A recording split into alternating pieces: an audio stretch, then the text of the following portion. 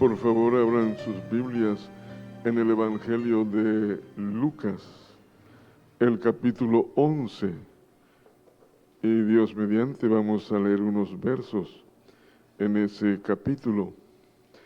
En el griego hay una palabra que se tradujo siervo en el Nuevo Testamento que tiene dos ideas, abarca dos ideas. Uno es llegar a la casa de alguien y ocupar la posición más baja, hacer el trabajo más bajo en esa casa. Pero otra idea de esa palabra griega es un compañero residente.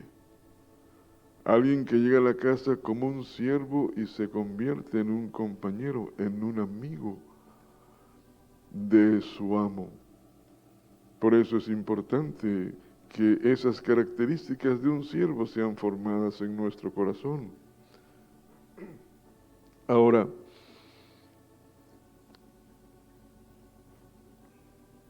otro punto importante en el camino para llegar a ser amigos del Señor, lo encontramos en Lucas 16, en los primeros versículos.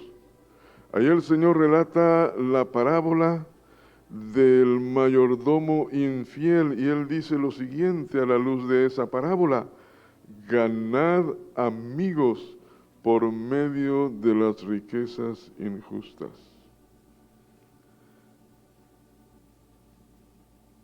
Podemos ganar la amistad del Señor haciendo uso de las riquezas injustas.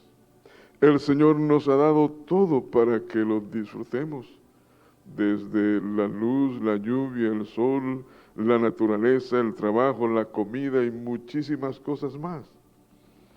Y Él solo nos pide que seamos fieles con nuestras finanzas, que le devolvamos el diezmo y una ofrenda de lo que recibimos de su mano.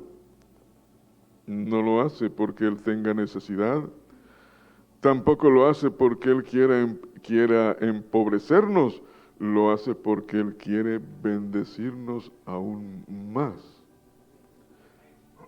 Debemos ser fieles diezmando, porque diezmando aprendemos el temor de Jehová. Debemos ser fieles ofrendando, porque ofrendando aprendemos a amar al Señor. Pero hay algo más que podemos hacer con nuestras finanzas, y es dar limosna. Ahora, cuando uno habla de la limosna, o la idea que a la mayoría de las personas se le viene a la mente cuando uno pronuncia la palabra limosna, es la moneda más pequeña que uno tiene en la bolsa. Yo la agarro y la doy como limosna. Pero esa no es la idea que encontramos en el Nuevo Testamento.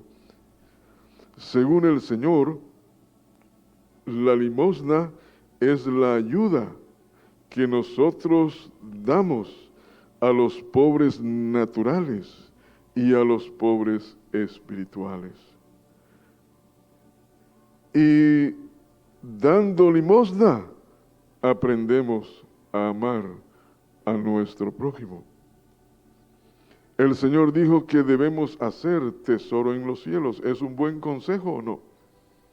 Y seguramente si yo les preguntara cuántos quisieran hacer tesoro en los cielos, todos levantaríamos las manos, ¿no? Pero noten esto, si escudriñamos el Nuevo Testamento, en el Nuevo Testamento si escudriñamos esa frase, nos vamos a dar cuenta de esto, que hacer tesoro en los cielos, el Señor lo relaciona con dar limosna. Y dar limosna, el Señor dice que es la ayuda que damos a los pobres, a otras personas. O sea, dando limosna, estamos haciendo tesoro en los cielos. Y la limosna no es el diezmo, la limosna no es la ofrenda, la limosna es lo que nosotros damos o hacemos para ayudar a una persona que tiene más necesidades que nosotros. Y noten la importancia de dar limosna. La salvación llegó a la casa de Cornelio gracias a dos cosas. Fue el testimonio que dio el ángel acerca de Cornelio y la razón por la que el Señor escuchó sus oraciones. El ángel le dice, tus oraciones y tus limosnas, la ayuda que él daba a la gente pobre en Israel, movió el corazón de Dios para enviarle a Pedro y mostrarle el camino de salvación. Ahora, ustedes abrieron su Biblia en Lucas 11, ¿no? Leamos unos versos en Lucas 11 y veamos otra de las bendiciones de dar limosna o de ayudar, de hacer algo para bendecir a alguien que es más pobre, es más necesitado que yo. En Lucas 11, leamos desde el 37 en adelante. Luego que hubo hablado, le rogó un fariseo que comiese con él. Y entrando Jesús en la casa, se sentó a la mesa. El fariseo, cuando lo vio, se extrañó de que no se hubiese lavado antes de comer.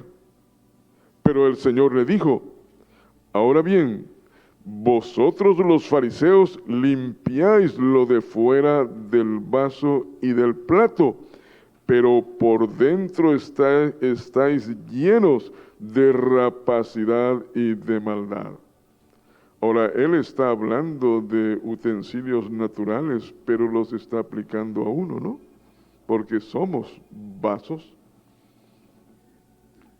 Necios, dice el versículo 40, el que hizo lo de fuera, ¿no hizo también lo de dentro? Y leamos con mucha atención el 41, pero dad limosna de lo que tenéis, no de lo que nos sobra, porque generalmente a casi ninguno de nosotros nos sobra algo. Siempre nos hace falta, ¿no? No importa lo que tengamos, siempre nos hace falta algo. Dad limosna de lo que tenéis y fíjense, y entonces cuando estemos haciendo eso, cuando estemos bendiciendo con nuestro dinero o con nuestro tiempo, con nuestro trabajo, a alguien más necesitado que nosotros, todo os será limpio.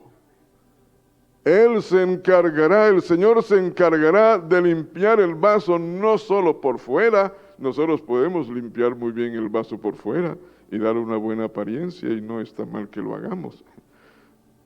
Pero el Señor se va a encargar de limpiar nuestro corazón.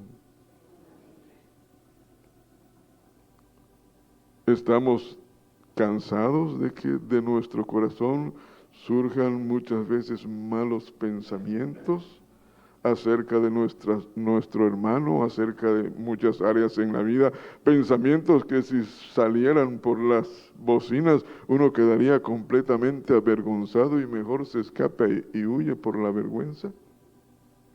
Estamos cansados de que de nuestro corazón salgan palabras que ofenden o que hieren, tal vez a la esposa, a los hijos. El consejo del Señor es que hagamos algo por los pobres naturales y espirituales.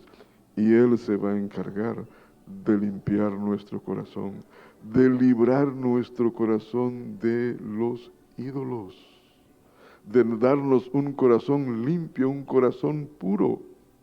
Los hermanos que están involucrados en el buen samaritano, y ustedes saben mejor que yo qué es eso, ¿no? Ellos están haciendo algo por gente necesitada. Ellos están dando limosna. Y una bendición que ellos van a recibir es que el Señor se va a encargar de limpiar sus corazones. Y todos tenemos la oportunidad de involucrarnos haciendo algo por alguien más necesitado que nosotros. ¿Por qué? porque el Señor dice que podemos ganar su amistad haciendo uso de las riquezas injustas. Una de las bendiciones que vamos a recibir es que llegaremos a ser amigos del Señor. Ahora leamos otros versos en Juan 15, otro punto para llegar a ser amigos del Señor. Juan 15, versículos 14 y 15. Vosotros, dice el 14, sois mis amigos si hacéis lo que yo os mando. Ya no os llamaré siervos, porque el siervo no sabe lo que hace su Señor, pero os he llamado amigos, porque todas las cosas que oía de mi Padre, os las he dado a conocer. Si queremos llegar a ser amigos del Señor, tenemos que aprender a oír y a obedecer. Y aprender a obedecer es tal vez lo más importante en la vida. Y si usted piensa que lo más importante es el amor, no hay ningún problema.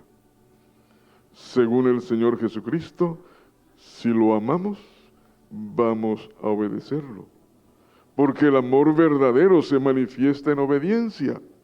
En Juan 14, 15 el Señor dice, si me amáis, guardad mis mandamientos. Luego en el verso 21 del mismo capítulo, el que tiene mis mandamientos y los guarda, ese es el que me ama. Y luego en los versículos 23 y 24 del mismo capítulo, el que me ama, mi palabra guardará. El que no me ama, no guarda mis palabras. ¿Qué tan importante es la obediencia? Lo vemos desde el libro de Génesis hasta el libro del Apocalipsis. Noten esto. En Génesis, el Señor le dio una orden sencilla a Adán y a Eva. Si ellos obedecían esa orden sencilla, ellos podían permanecer en el huerto y comer del árbol de la vida. Y sabemos cuál fue la orden, ¿no? De todos los árboles podéis comer, menos del árbol de la ciencia del bien y del mal. Si ellos obedecían esa orden, permanecían en el huerto, en la presencia del Señor, seguían caminando con el Señor cara a cara, oyendo su voz, y podían comer del árbol de la vida. Sabemos la historia. Pero noten cómo termina el libro del Apocalipsis y leamos un verso en Apocalipsis 22, versículo 14. Apocalipsis 22, 14. En ese verso el Señor dice, bienaventurados los que lavan sus ropas para tener derecho al árbol de la vida y para entrar por las puertas de la ciudad. Según lo que acabamos de leer, ¿quiénes podrán entrar por las puertas de la ciudad y estar en la presencia del Señor, en la presencia del gran Rey? ¿Quiénes podrán tener derecho a comer del árbol de la vida?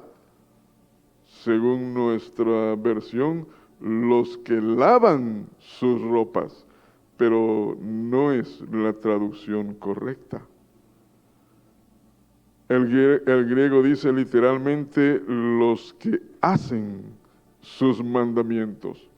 Y las versiones españolas de la 1909 para atrás lo traducen así: bienaventurados los que guardan sus mandamientos. O sea, bienaventurados aquellos que son obedientes. Ellos tendrán derecho de entrar por las puertas de Jerusalén, a la presencia del Señor y estar en la presencia del Señor, y ellos tendrán el derecho, la bendición de comer del árbol de la vida. Exactamente lo que el Señor le dijo a Adán y a Eva en el principio, lo vuelve a repetir en el fin. Es la obediencia al Señor lo que nos da el derecho de entrar de entrar a la ciudad de Jerusalén, de comer del árbol de la vida. Es la obediencia lo que hace que la mano y el favor del Señor estén sobre nuestra vida.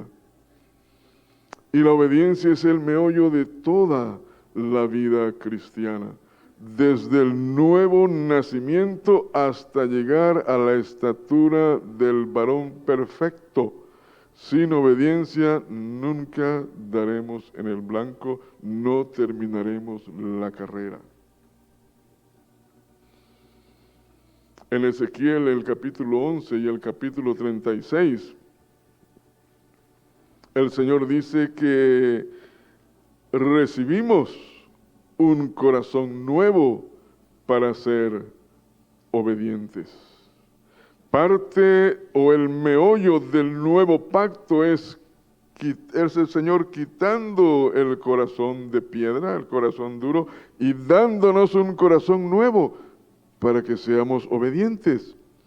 En Mateo 7, 21 al 23, el Señor dijo, no todo el que me dice Señor, Señor entrará en el reino de los cielos, sino el que hace la voluntad de mi Padre que está en los cielos. Muchos me dirán en aquel día, Señor, Señor, ¿no profetizamos en tu nombre? ¿No echamos fuera demonios en tu nombre? ¿No hicimos muchos milagros? Y entonces les declararé, dice el Señor, nunca os conocí. Apartaos de mí, hacedores de maldad. Aunque ellos hicieron todas estas cosas, aunque el Señor les permitió hacerlas, ellos no hicieron la voluntad del Padre. Ellos no fueron obedientes y terminaron en el infierno. Imagínense, uno puede hacer esas cosas, profetizar, hacer milagros, echar fuera demonios, y aún así no hacer la voluntad del Señor. Algunos hablan de la salvación eterna, y debido a que la salvación es eterna, ellos dicen que la salvación no se puede perder. No es lo que enseñó el Señor, no es lo que vemos en la Escritura. El Señor sí habla acerca de la salvación eterna en Hebreos 5:19, y dice que Él vino a ser autor de eterna salvación para todos los que le obedecen. La salvación sí es eterna para los que son obedientes, no para los que viven según su propia voluntad o ideas. Y entonces, ¿qué de la fe? ¿No somos salvos pues por la fe? Sí, somos salvos por la fe. Pero si nuestra fe es genuina, si nuestra fe es verdadera, esa fe va a llevarnos a la obediencia. Y si nosotros decimos que tenemos fe y no somos obedientes, podemos dudar de que la fe que tenemos o que decimos tener sea la fe verdadera. Ustedes conocen la historia en Números 21, cuando el pueblo una vez más murmuró y el Señor hizo que serpientes ardientes aparecieran y empezaran a morder a los israelitas. Y entonces ellos le piden ayuda a Moisés. Y el Señor le dice a Moisés que debe hacer una serpiente de bronce, ponerla en un asta, y le dice, todo el que mire a la serpiente, habiendo sido mordido por una serpiente, el que mire a la serpiente, el que ponga sus ojos en la serpiente, va a ser librado de ese veneno.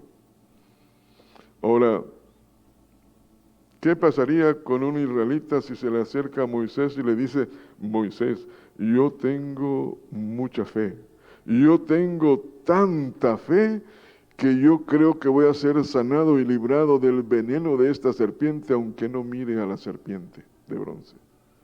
¿Creen ustedes que él iba a ser librado del veneno? No. La próxima hora tal vez ya lo estarían enterrando. ¿Por qué? Porque si nuestra fe es genuina, vamos a ser obedientes.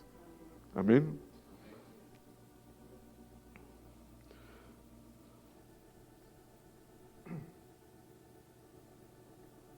En Mateo 7, 24 al 27.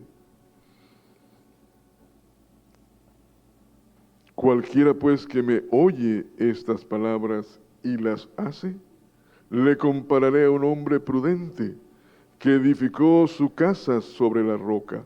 Descendió lluvia, vinieron ríos y soplaron vientos y golpearon contra aquella casa y no cayó, porque estaba fundada sobre la roca. Pero cualquiera que me oye y no hace estas cosas, vendrán las mismas cosas y la casa caerá. La obediencia, oír y obedecer al Señor es el meollo, la clave para edificar una casa que permanecerá eternamente. Una casa que no caerá en los tiempos de aflicción, de tormenta, de dificultad, de tribulación, de persecución, pero una casa también que no caerá en los tiempos de bendición. Porque estas mismas cosas, aquí en este contexto hablan de cosas negativas, pero en otros contextos en la Escritura están hablando de cosas positivas, de cosas buenas.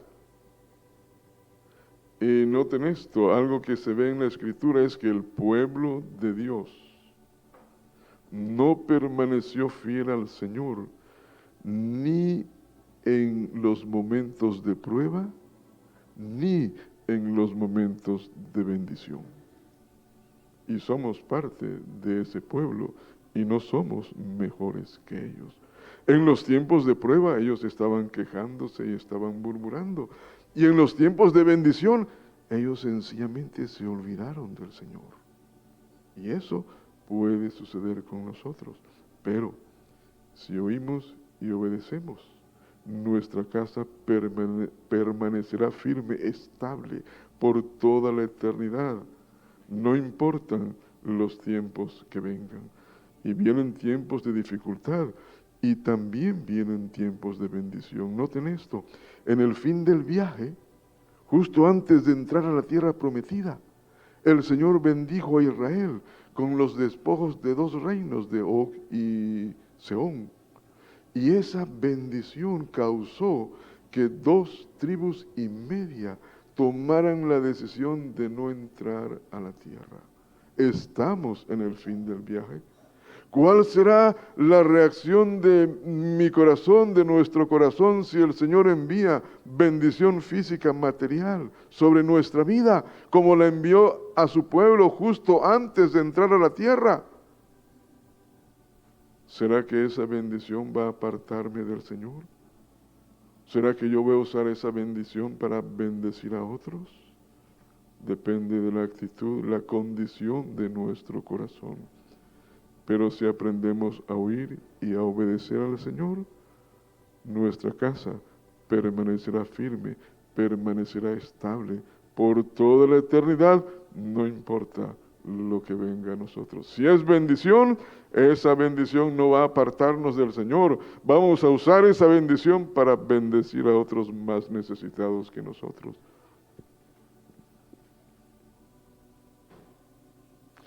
Ahora leamos un verso en Juan 14, porque en pocas palabras, ahí el Señor nos menciona 3 bendiciones de ser obedientes.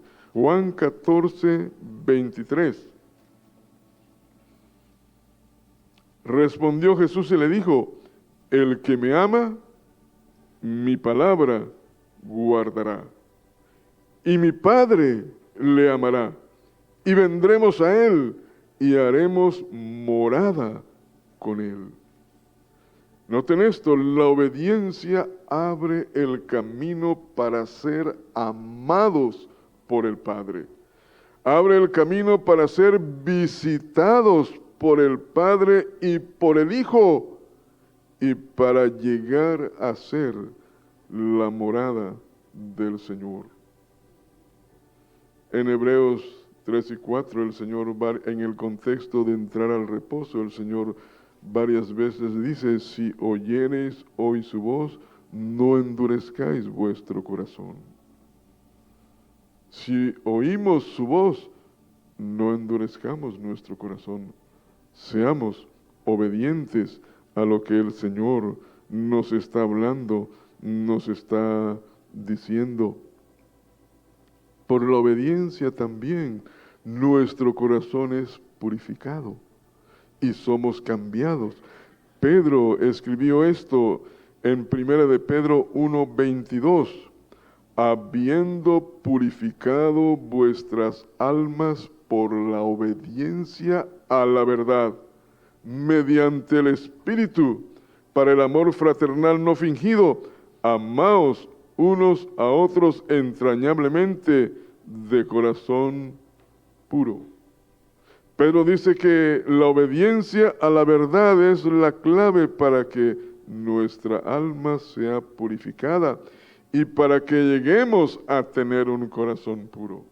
Y si nuestra alma está siendo purificada, si nuestro corazón está siendo limpiado, entonces estamos siendo cambiados de gloria en gloria conforme a la imagen y semejanza de nuestro Señor Jesucristo. Cada vez que obedecemos al Señor, cada vez que le decimos sí, Señor, alguna área en nuestra vida, en nuestro corazón, está siendo limpiada, purificada. Cada vez que obedecemos al Señor, Él crece y nosotros menguamos. Pero cuando le decimos no a Dios, empieza un proceso de separación en nuestra vida. Perdemos nuestra comunión con Dios. Perdemos nuestra comunión con los hermanos, con su cuerpo, y nuestro corazón empieza a endurecerse.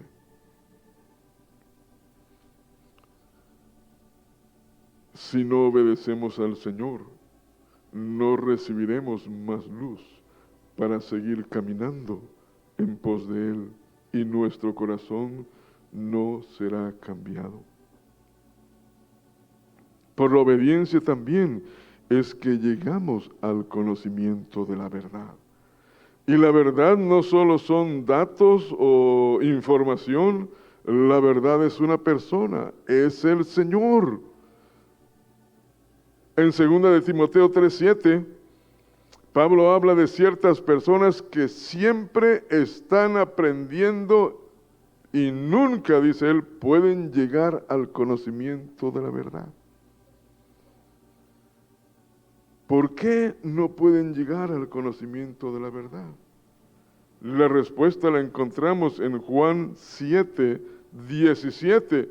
El Señor Jesucristo dijo esto: el que quiera hacer la voluntad de Dios, o sea, el que quiera ser obediente, conocerá si la doctrina es de Dios o si yo hablo por mi propia cuenta.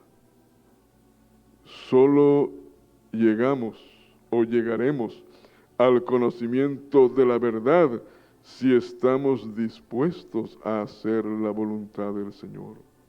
Por un lado, debemos pedirle al Señor que Él ponga esa disposición en nuestro corazón. Por el otro lado, esa disposición en el corazón es formada en el lugar secreto con Dios. En los tiempos que tenemos de comunión con el Señor, en los tiempos en que Él viene y nos encuentra y suaviza nuestro corazón.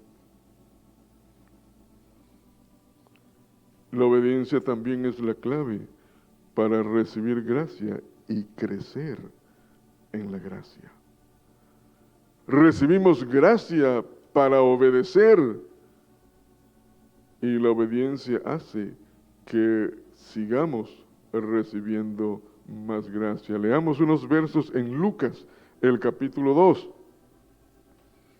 Lucas 2, versículos 39 y 40. Después de haber cumplido con todo lo prescrito en la ley del Señor, volvieron a Galilea, a la ciudad de Nazaret.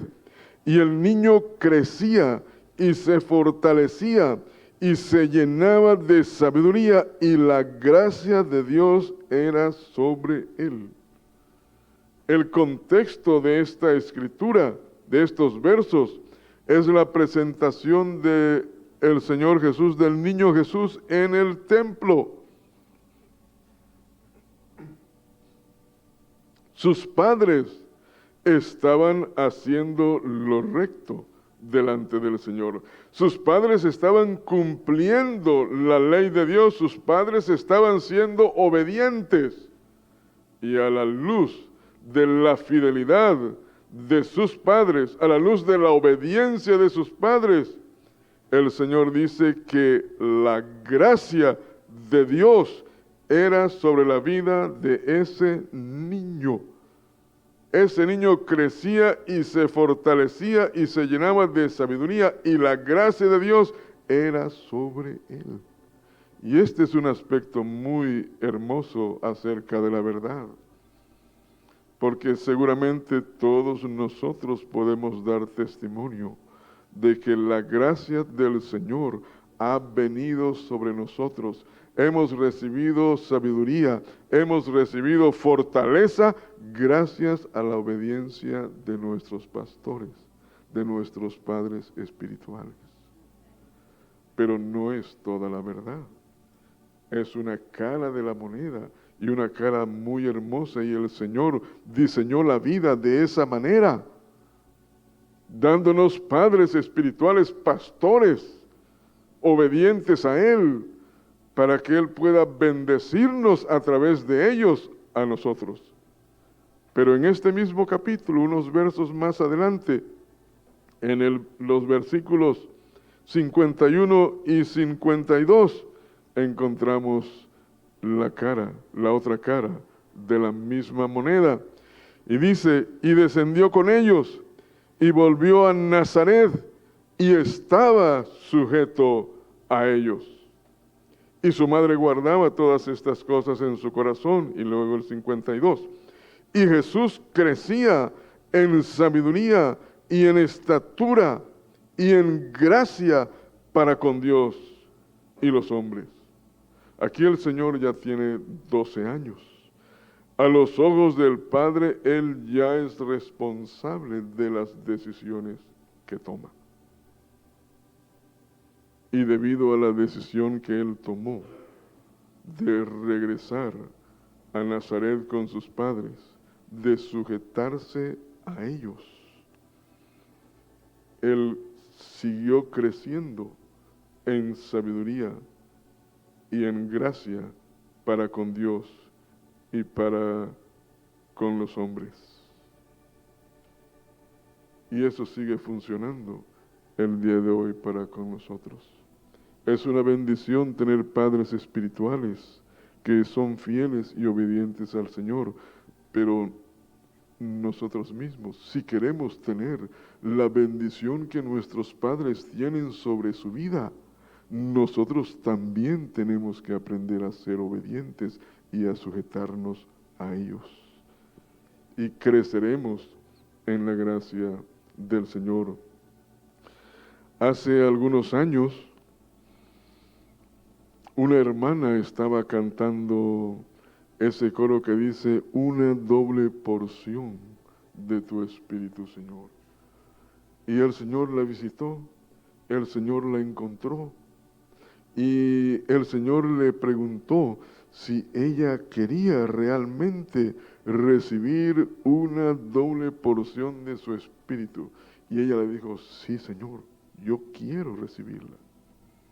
Y el Señor, la respuesta del Señor fue la siguiente. Le volvió a hablar y le dijo, pero ¿qué estás haciendo con lo que ya has recibido?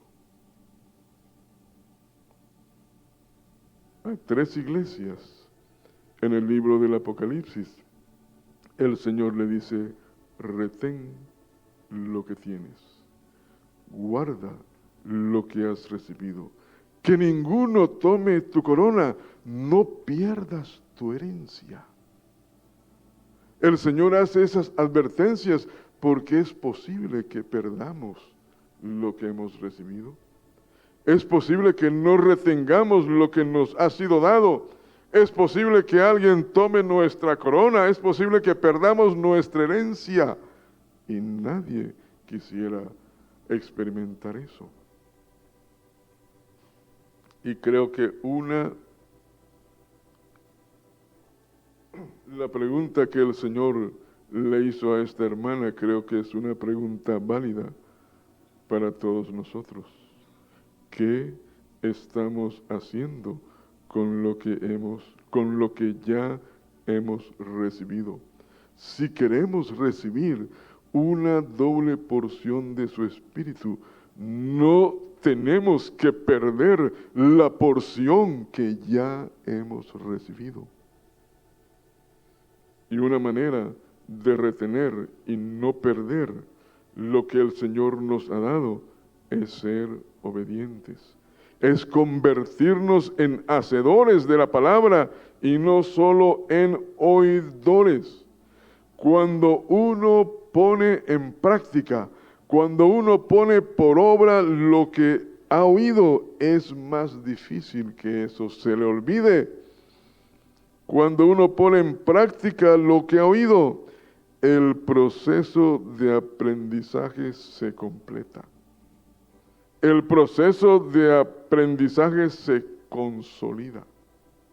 Uno realmente aprende cuando pone en práctica lo que ha oído. Si no lo pone en práctica, fácilmente a uno se le va a olvidar. Pero cuando uno hace algo y uno lo aprende, lo hace varias veces, eso que hizo, uno no lo olvida.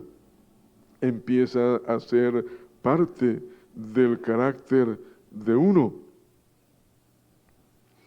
Ahora, Pablo dice que la obediencia debe ser de corazón.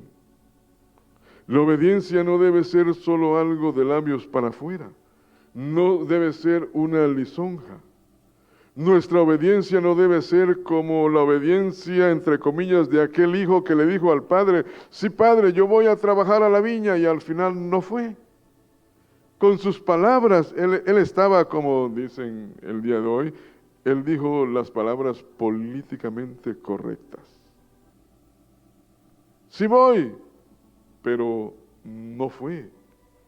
Con sus palabras dijo lo correcto, pero con sus acciones negaron lo que él dijo con sus palabras.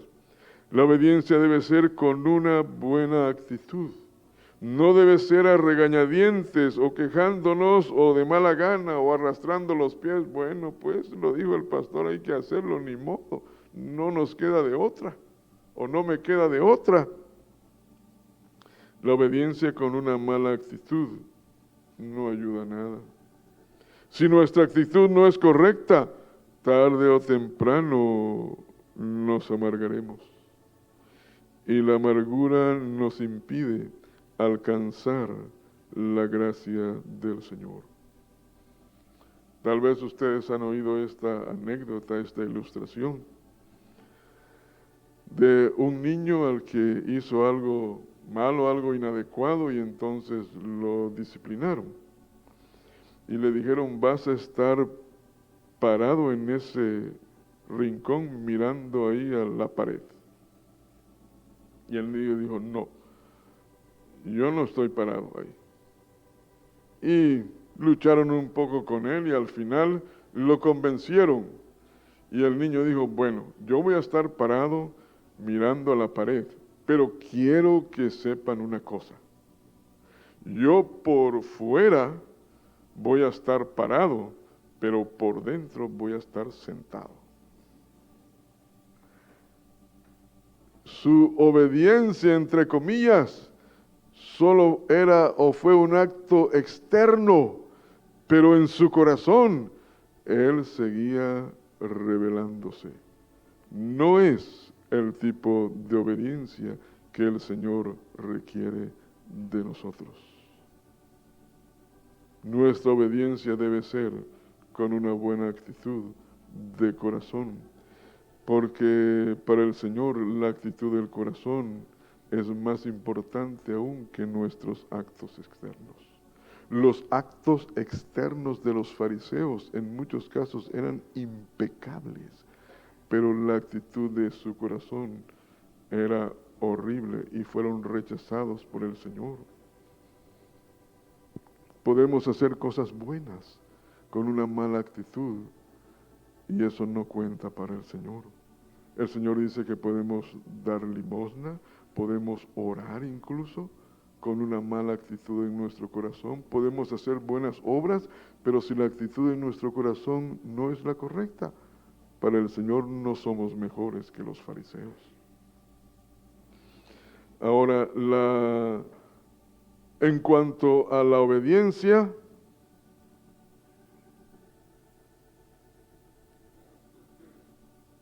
no hay un sustituto. Si el Señor le dice a alguno de nosotros, tienes que pedirle perdón al hermano o a la hermana fulana, y uno dice, ay Señor, pero ¿cómo le voy a pedir perdón si es mi empleada? Me va a perder el respeto, ya no me va a hacer caso, me va a empezar a dar órdenes a mí. Mejor, Señor, le voy a aumentar el sueldo. El Señor no va a aceptar ese aumento de sueldo. Señor, mejor voy a orar por ella. El Señor no va a aceptar esa oración. Señor, voy a ayunar por ella. El Señor no va a aceptar tu ayuno por ella. Lo único que va a aceptar es que tú le pidas perdón. Saúl creyó que podía cubrir su falta de obediencia ofreciéndole sacrificios al Señor y perdió el reino por eso, porque no fue obediente al Señor. Ahora yo les mencioné que la obediencia es el meollo de la vida cristiana, pero hay un meollo del meollo. ¿Entienden eso? Es como el fundamento de la iglesia es puesto ¿por quién? ¿Por quiénes? Por apóstoles y profetas. Pero hay un fundamento del fundamento. ¿Y cuál es el fundamento del fundamento? Es Cristo. Y ellos edifican sobre ese fundamento. Y sí, la obediencia es el fundamento de la vida cristiana. Es el meollo de la vida cristiana. Pero hay un meollo del meollo, y ya lo vimos. El meollo del meollo es nuestra comunión con Dios. El tiempo que pasamos con Él, en su presencia. Porque en ese lugar de comunión, nuestro corazón es suavizado. La dureza es quitada. El camino es allanado. La obediencia deja de ser una carga y se convierte en un gozo. ¿Alguna vez han tenido problemas para obedecer alguna norma en la iglesia? No necesitan levantar la mano. La solución es muy sencilla. Solo tenemos que buscar al Señor y encontrarnos con Él. Porque es en ese lugar de comunión que el Señor suavizará nuestro corazón. Él abrirá nuestros ojos para que podamos ver la bendición de las normas que hay en la iglesia para la formación de nuestro carácter. Encontrándonos con el Señor, las normas dejan de ser algo pesado, dejan de ser una amenaza y se convierten en una bendición. Es en ese lugar de comunión que oímos su voz y la fe verdadera es engendrada. El amor verdadero, el amor fraternal no fingido es engendrado en esos momentos de comunión con el Señor. De nuestra comunión con Él recibimos las fuerzas y la gracia para ser obedientes.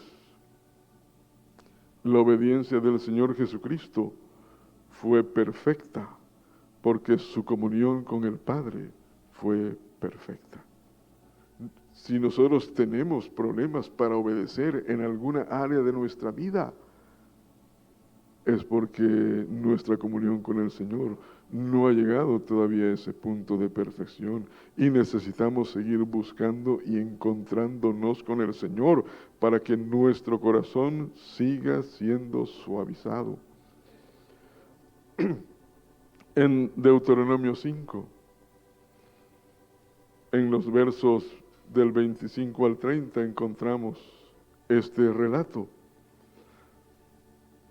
Allí vemos que el pueblo de Israel creía que tenía un corazón obediente al Señor.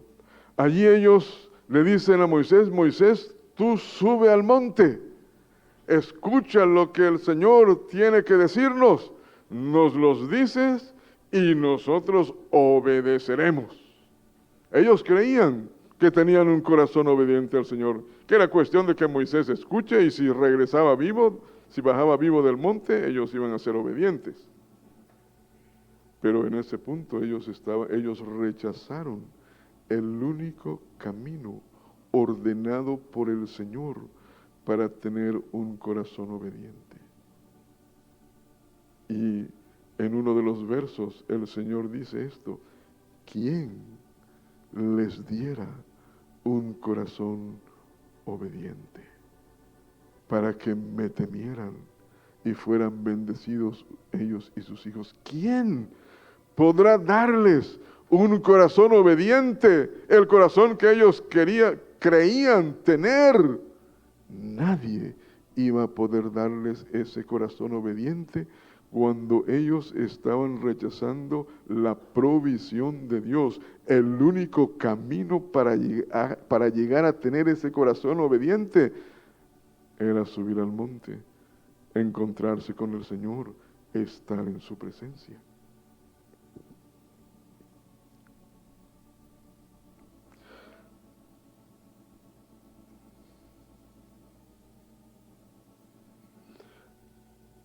Ahora,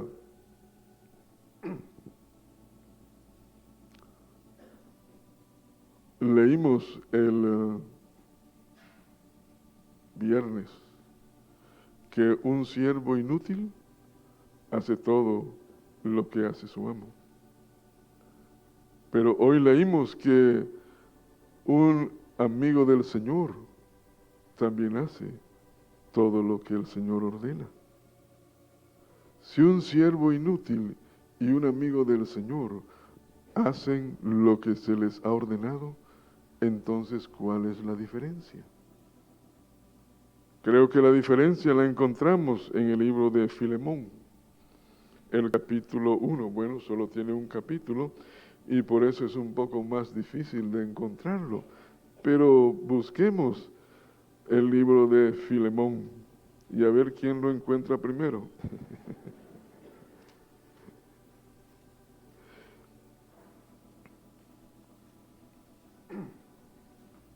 Filemón significa amistad o amistoso. La raíz de la palabra significa ser amigo de. Entonces Pablo le está escribiendo a Filemón, un amigo. Y por lo que dice Pablo en los versos 15 y 16, parece que Onésimo era hermano en la carne de Filemón. Voy a leerles no los versos completos, sino unas partes. Hablando de Onésimo, le dice, para que le recibieres como hermano amado, tanto en la carne como en el Señor. Si usted no está de acuerdo con eso, no hay ningún problema, porque el verso que queremos leer es el verso 21. Te he escrito, le dice Pablo, a Filemón, su amigo, confiando en tu obediencia, sabiendo que harás aún más de lo que te digo. Un amigo es obediente, pero un amigo también hace más de lo que se le pide. Un amigo hace más de lo estrictamente necesario. Si ustedes leen los siguientes versos en Lucas 17, después de que el Señor habla del siervo inútil que hace todo lo que le pide su amo, lo siguiente que Lucas registra es la historia de aquellos 10 leprosos que aparecieron en el camino, se dieron cuenta que el Señor estaba pasando por ahí y entonces ellos empezaron a pedir ayuda. Señor, ten misericordia. El Señor oyó su clamor, les dijo, vayan, preséntense delante del sacerdote. Y cuando ellos estaban obedeciendo la palabra que les fue dada por el Señor, fueron sanados. Y seguramente estuvieron muy contentos, muy felices, pero solo uno de ellos hizo algo más de lo que el Señor había dicho. Solo uno de ellos regresó, dice la Escritura, para adorar y bendecir, y se postró delante del Señor. Y ese leproso que hizo algo más de lo que el Señor había dicho, recibió una bendición mayor a la bendición que recibieron los otros 9. Los otros 9 recibieron una sanidad física natural, pero este hombre, por haber hecho más de lo estrictamente necesario, recibió la salvación de su alma. Y un amigo hace algo más de lo estrictamente necesario. ¿Se recuerdan de Rebeca? Cuando llegó el siervo de Abraham y le dijo, dame de beber, ¿qué hizo ella? Ella hizo muchísimo más de lo que el siervo de Abraham le pidió. Él solo le pidió, dame agua para mí con una botellita de estas, bueno, tal vez 2, porque estas están chiquitas. Tal vez con 2 de esas botellitas el siervo hubiera estado satisfecho, pero ella hizo muchísimo más de lo que el siervo le pidió, y eso la calificó para llegar a ser la esposa de Isaac, una figura del Señor. Un amigo hace algo más de lo estrictamente necesario, y eso va a calificarnos a nosotros para llegar a ser parte de la esposa del Señor. Las 5 vírgenes prudentes, ellas tenían una porción extra de aceite. Habían pagado un precio un poco más alto que las otras 5 vírgenes para obtener ese aceite extra. Y ellas entraron a la boda con el novio. La mujer pecadora en Lucas 7, del 36 al 50, hizo más de lo estrictamente necesario. El fariseo que invitó al Señor a comer a su casa no cumplió con ciertas costumbres que indicaban respeto y estima hacia el invitado. No hubo ninguna manifestación de respeto, de estima, de amor de ese fariseo al Señor.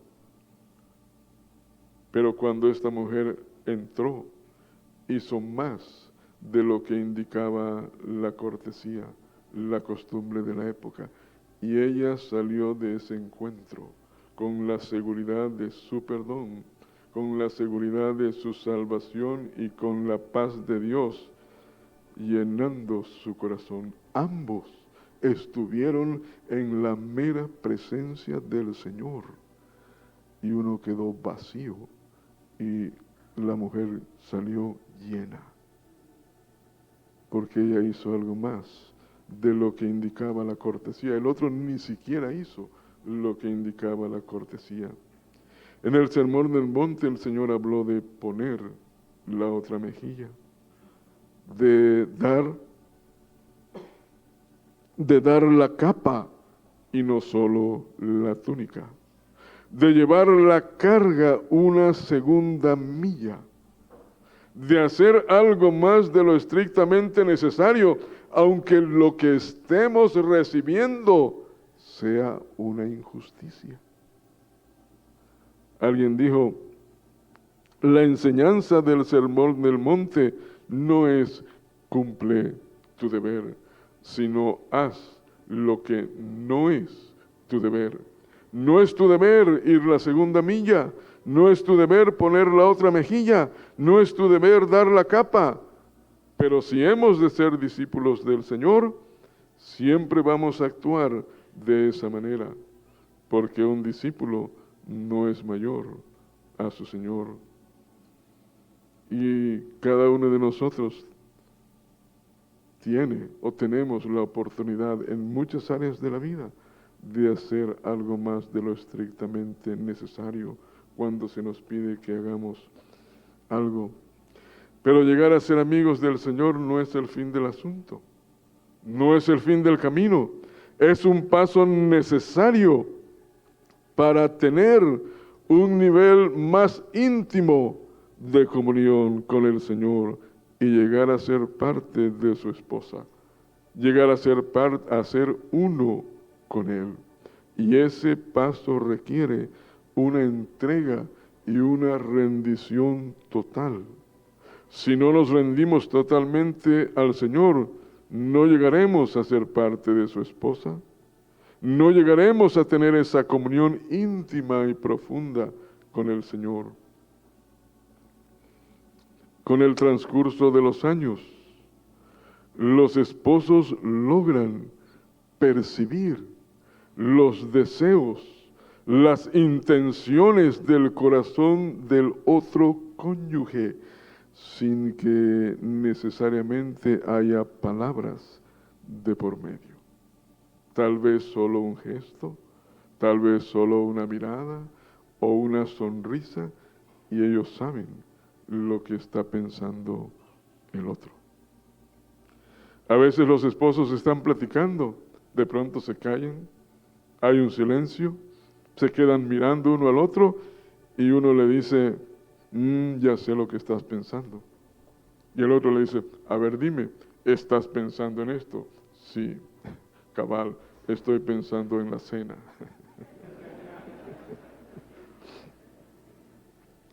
Pero es lo que el Señor quiere que experimentemos en nuestra relación con Él. Leamos un último verso y con este verso terminamos. Génesis 8:21. Génesis 8:21. No vamos a leer todo el verso, solo la primera parte.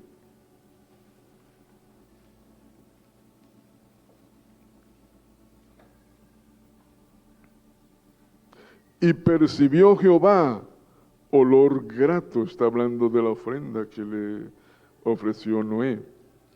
Y dijo Jehová en su corazón, no volveré más a maldecir la tierra por causa del hombre, etc. Jehová dijo en su corazón, o sea, lo pensó. No fue una palabra que salió de sus labios, de su boca, pero alguien lo supo. Alguien percibió en su espíritu lo que el Señor dijo en el suyo. Lo que el Señor dijo en su corazón, alguien lo percibió en su espíritu. Yo creo que fue Noé. Alguien que había llegado a tener la intimidad que llegan a tener los esposos, donde las palabras muchas veces no son necesarias, donde uno puede percibir el deseo que hay en el corazón del cónyuge. Y el Señor quiere llevarnos a ese lugar de comunión para que terminemos siendo uno con Él. Amén.